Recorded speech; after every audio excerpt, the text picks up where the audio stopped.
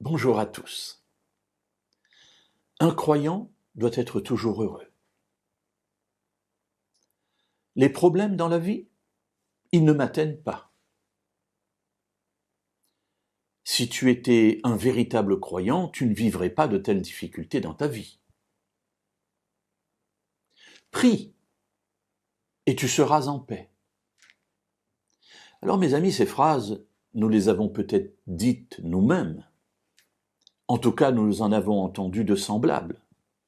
Et nous nous posons parfois la question de savoir, mais quelle est la part de vérité qu'il y a là-dedans ? Effectivement, est-ce que être croyant dans le Dieu de la Bible, c'est avoir en quelque sorte une protection autour de nous qui évite tous les problèmes dans notre existence?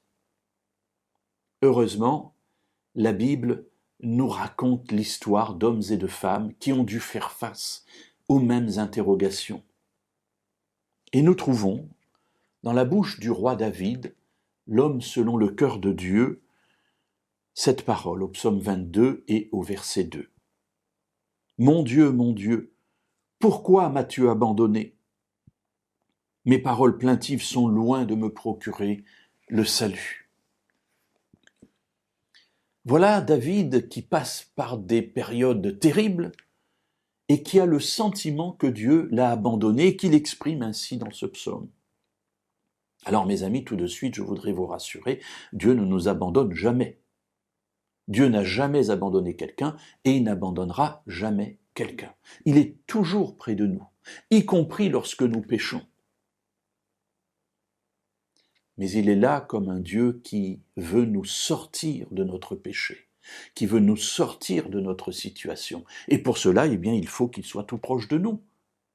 Mais c'est nous qui avons cette perception, ce sentiment qu'il est loin et qu'il nous a abandonnés. Alors, David le dit lui-même, mes paroles plaintives, mais finalement ne me procurent pas le salut, ils ne me donnent pas le bonheur.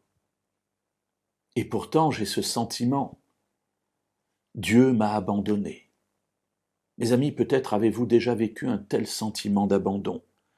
Et je voudrais vous le redire avec force.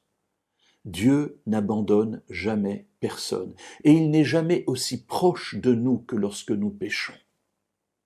Alors je ne suis pas en train de dire que Dieu aime lorsque nous péchons. Bien sûr, il y a en lui de la tristesse, il aimerait tant que nous ne tombions pas. Mais les tentations sont là, et si parfois la présence de Dieu nous permet de lutter contre cela, eh bien parfois cette présence, nous la mettons un peu de côté et nous nous laissons surprendre par les attaques de l'ennemi et nous tombons. Mais ne doutez jamais de la présence de Dieu. Dieu est toujours là près de vous. Jamais il ne nous abandonne. Et vous savez pourquoi? Parce qu'il nous aime, tout simplement.